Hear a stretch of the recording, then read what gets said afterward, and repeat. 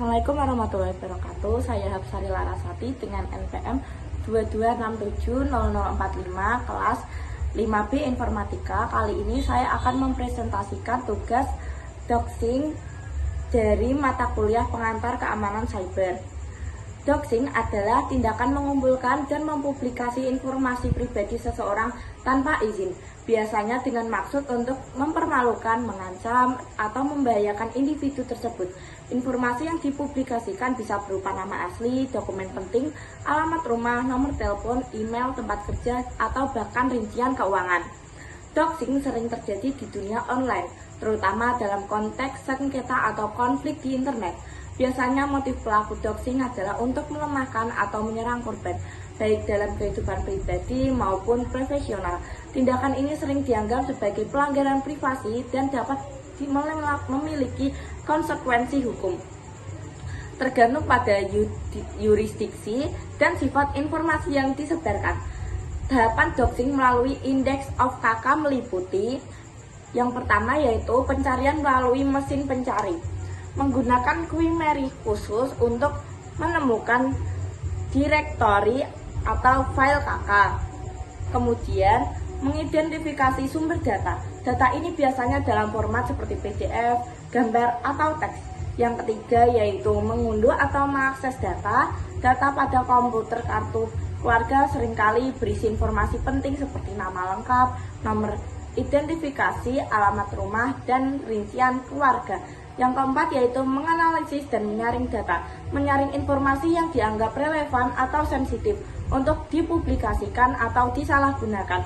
Data yang diperoleh bisa sangat berharga untuk identifikasi atau pelacakan individu secara lebih mendalam. Yang kelima yaitu mempublikasi atau menyalahgunakan data tersebut kemudian bisa digunakan untuk berbagai tujuan jahat, termasuk menyebarkan informasi pribadi, pemerasan, dan penipuan. Berikut adalah bagaimana data seperti KK bisa bocor dan terpapar ke publik. Yang pertama yaitu kelalaian dalam keamanan website atau server KK. Banyak instansi atau lembaga yang menyimpan data KK secara digital di server mereka.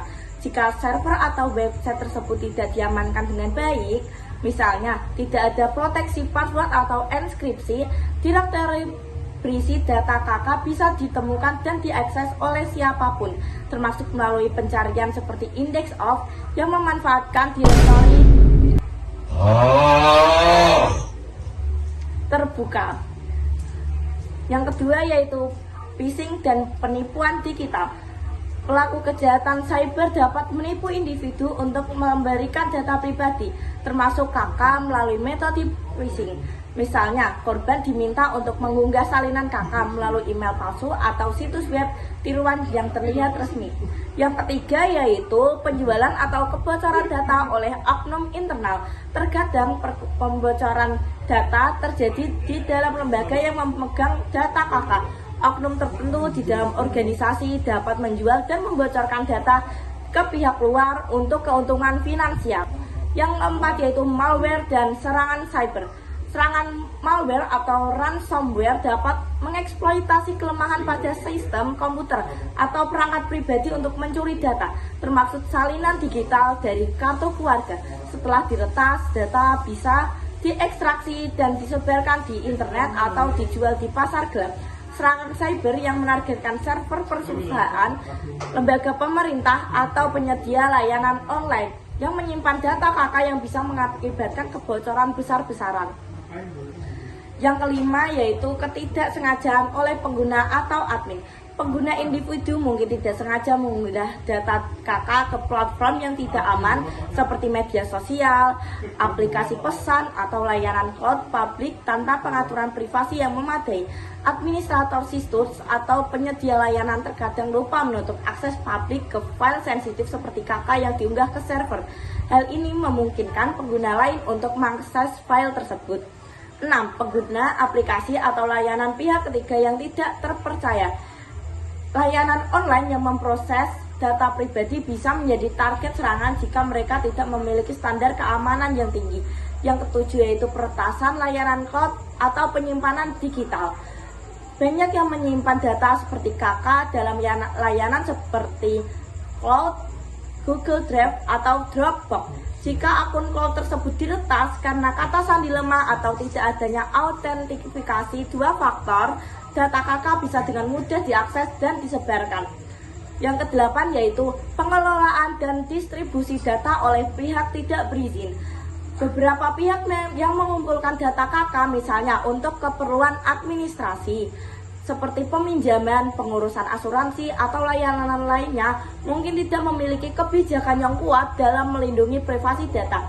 Mereka bisa saja berbagi atau menjual data kepada pihak ketiga tanpa sepengetahuan atau izin dari pihak pemilik data.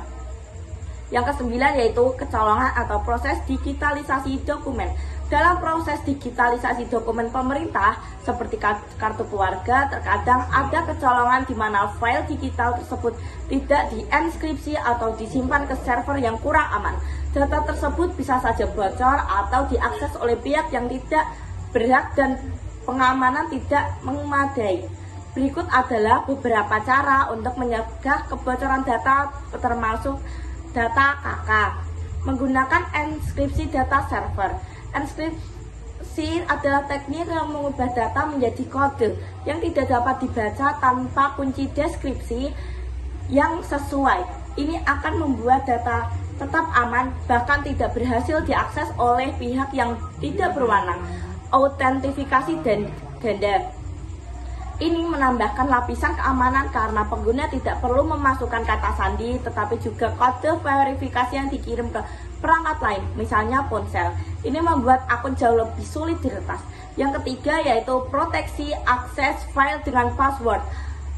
Setiap file atau dokumen yang menyimpan informasi sensitif seperti KTP atau KK harus dilindungi dengan password kuat sebelum dibagikan secara online, terutama ketika menggunakan layanan penyimpanan cloud atau mengirimkan dokumen melalui email. Yang keempat yaitu pemantauan dan audit keamanan sistem. Pemantauan aktif yang mencurigakan di server atau sistem juga bisa membantu mendeteksi adanya upaya peretasan sebelum kebocoran terjadi. Yang kelima yaitu peningkatan kesadaran keamanan cyber.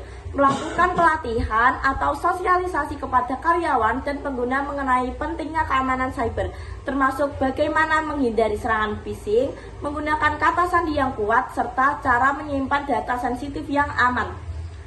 Kesadaran mengenai bagaimana menjaga data pribadi termasuk tidak sembarangan mengunggah salinan KTP atau KK ke platform yang tidak terpercaya juga sangat penting. Yang keenam yaitu mengamankan sistem jaringan atau firewall dan antivirus. Menggunakan firewall untuk mencegah akses yang tidak diinginkan ke server atau jaringan yang menyimpan data pribadi. Setiap antivirus yang selalu diperbarui juga dapat membantu mengidentifikasi dan memblokir ancaman malware yang dapat mencuri data. Yang ketujuh yaitu mengelola hak akses. Batasi akses ke data pribadi hanya kepada pihak-pihak yang benar-benar memerlukan akses tersebut. Menggunakan prinsip less privilege, artinya menggunakan data memiliki akses data ke data atau sistem yang mereka perlukan untuk menjalankan tugasnya. Yang kedelapan yaitu menghindari penggunaan jaringan publik untuk transfer data sensitif. Jangan pernah menggunakan atau mengunduh dokumen pribadi seperti KTP atau KK saat berhubungan ke jaringan WiFi publik yang tidak aman, karena peretas dapat dengan mudah mencegat data yang dikirim melalui jaringan tersebut. Yang kesembilan yaitu menggunakan sistem pengelolaan dokumen yang aman. Saat mengelola dokumen elektronik yang membuat data sensitif, digunakan sistem manajemen dokumen yang memiliki fitur keamanan bawaan seperti pengelolaan izin akses, audit log, dan mekanisme penguncian dokumen agar tidak bisa diunduh atau disalin sembarangan. Yang ke-10 yaitu penggunaan tanda air dokumen digital.